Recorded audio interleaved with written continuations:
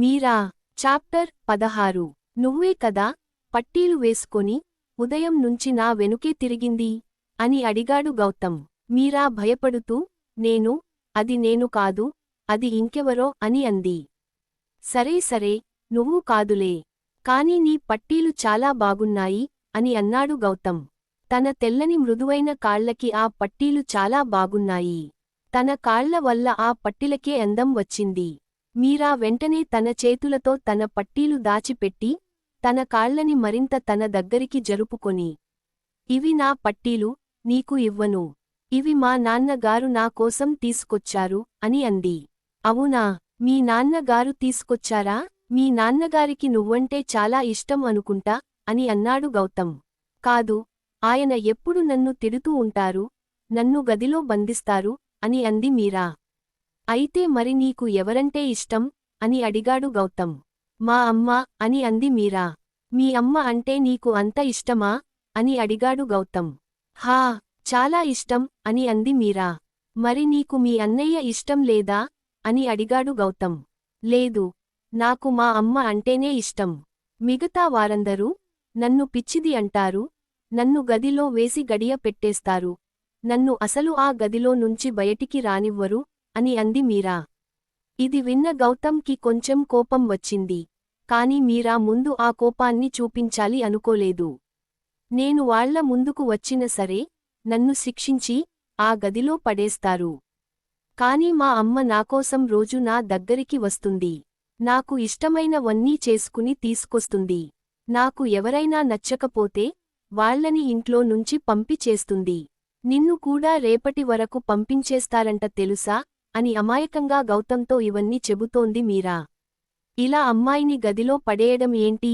అసలు ఏం జరుగుతుంది ఇక్కడ అని మనసులో అనుకోని మీరాని చూసి, అవునా, నన్ను పంపించేస్తారా అని అడిగాడు గౌతమ్.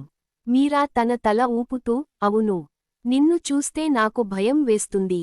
అందుకని నిన్ను పంపించేయమని అమ్మకి, వదినకి చెప్పా, పంపించేసేమని.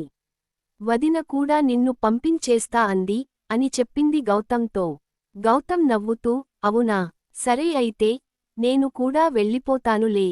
నీకు నేనంటే భయం కదా, నువ్వు భయపడకుండా ఉండాలంటే నేను ఇక్కడ నుంచి వెళ్ళిపోవాలి. వెళ్ళిపోతా కాని ఎక్కడికి వెళ్ళాలి? ఇది మా అక్క వాళ్ల ఇల్లని వచ్చాను అని అన్నాడు గౌతమ్. నీకు మీ అక్క తప్ప ఇంకెవరు లేరా అని అమాయకంగా మీరా అడిగింది. గౌతమ్ ఈ మాట విని కొంచెం బాధపడుతూ, లేరు అని అన్నాడు. అదేంటి, నీకు మీ అమ్మా నాన్న లేరా అని అడిగింది. గౌతమ్ తన తలని అడ్డంగా ఊపాడు. ఎక్కడికి వెళ్లారు అని అడిగింది మీరా. నన్ను వదిలేసి చాలా దూరం వెళ్ళిపోయారు, ఆ దేవుడు దగ్గరికి అని అన్నాడు గౌతమ్. అవునా, సరే అయితే నేను దేవుడికి చెబుతాను, నీకు మీ అమ్మా నాన్నని ఇచ్చేమని, అప్పుడు ఇక్కడి నుంచి వెళ్ళిపోతావ్ కదా అని అంది మీరా. గౌతమ్ కళ్లలో నీళ్లున్నా ఈ మాటలకి నవ్వుతూ, నువ్వు చెప్తే ఆ దేవుడు నాకు మా అమ్మా నాన్నని ఇచ్చేస్తాడా అని అడిగాడు గౌతమ్. హా, ఇచ్చేస్తాడు, కాని కొంచెం సమయం పడుతుంది అని అంది మీరా. మరి అప్పటి వరకు నేను ఎక్కడ ఉండాలి అని అడిగాడు గౌతమ్. మీరా కొంచెం ఆలోచించి, సరే అయితే మీ అమ్మా నాన్న నీకు దొరికే వరకు నువ్వు ఇక్కడ ఉండొచ్చు అని అంది మీరా. సరే, ఉంటానులే కాని నువ్వు ఇలా దేవుడి గదిలో ఎంతసేపు ఉంటావు, బయటికి రావా అని అడిగాడు గౌతమ్. నేను రాను, నా గదిలో ఎవరో ఉన్నారు, వాళ్ళు నన్ను ఎక్కడకో తీసుకెళ్ళాలి అనుకుంటున్నారు, నేను వాళ్లతో వెళ్ళను అని భయపడుతూ అంది మీరా. సరే, నీ గదిలోకి వెళ్ళకు, కానీ బయటికి రా, చూడు, ఇక్కడ రఘు అన్న కూడా ఉన్నారు అని అన్నాడు గౌతమ్. అవును మీరా అమ్మ, నేను ఇక్కడ ఉన్నాను, నువ్వు బయటికి రా అని అన్నాడు రఘు గౌతమ్ మాటలు విని. అతను మళ్ళీ వచ్చి నన్ను తీసుకెళ్ళిపోతే అని కొంచెం భయపడుతూ అంది మీరా.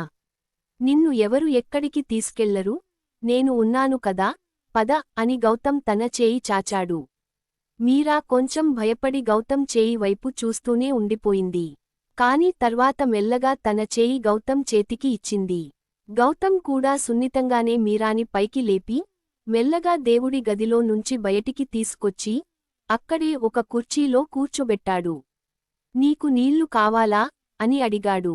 నాకు నీళ్లు వద్దు కాని, ఇది నాన్నగారు కూర్చునే కుర్చీ, నేను కూర్చున్న అని తెలిస్తే నాన్నకి కోపం వస్తుంది అని మళ్ళీ భయంతో అంది మీరా. మామయ్య ఇక్కడ లేరు కదా, నువ్వు ఇక్కడ కూర్చో, ఏం కాదులే. నేను మామయ్యకి ఏం చెప్పను, రఘు అన్నా, మీరు కూడా చెప్పకండి అని అన్నాడు గౌతమ్. నేను కూడా ఏమి చెప్పను అని రఘు మీరాని చూస్తూ అన్నాడు. అయితే సరే అని మీరా మళ్ళీ నార్మల్గా కూర్చుంది. మీరా ఇలా తనతో మాట్లాడడం చూసి రఘు చాలా ఆనందపడిపోయాడు. ఎందుకంటే మీరా ఎప్పుడూ భయపడుతూనే ఉండేది. ఇలా ఒకరితో తను మాట్లాడడం ఎప్పుడూ చూడలేదు. ఇలా అయిన ప్రతిసారీ వాళ్ళందరూ ఆ రూంలోకి వెళ్లి చూడడం, అక్కడ ఎవరూ లేకపోవడం, దాంతో మీరా దగ్గరకొచ్చి మీరాని తిట్టడమే అందరికీ సరిపోతుంది. కానీ గౌతమ్ మాత్రం మీరాని అర్థం చేసుకుని, మీరాని ఆ భయంలో నుంచి బయటకు తీసుకురావాలని అనుకుంటున్నాడు. ఇది చూసి రఘు చాలా ఆనందపడిపోయి, ఇన్ని రోజులు మేము మీరా అమ్మతో ఇంత తప్పుగా ప్రవర్తించామా? మీరా అమ్మ ఒక్కతే గదిలో ఉంది కాబట్టి భయపడడం సహజమే, అక్కడ ఎవరూ లేకపోవడం చూసి మీరా అమ్మ దగ్గరకొచ్చి అందరూ తిట్టేవాళ్లు, దాంతో తను ఇంకా ఎక్కువ భయపడ్డం మొదలు పెట్టింది. కానీ గౌతమ్ బాబు అలా ఏం చేయలేదు. అందుకే గౌతమ్ బాబుతో ఇంత మంచిగా మాట్లాడుతుంది అనుకుంటా. అమ్మగారు ఇది చూసారంటే చాలా ఆనందపడతారు అని తన మనసులో తను అనుకుంటూ ఉన్నాడు. మరి తర్వాత ఏం జరుగబోతోంది? త్వరలో తెలుసుకుందాం.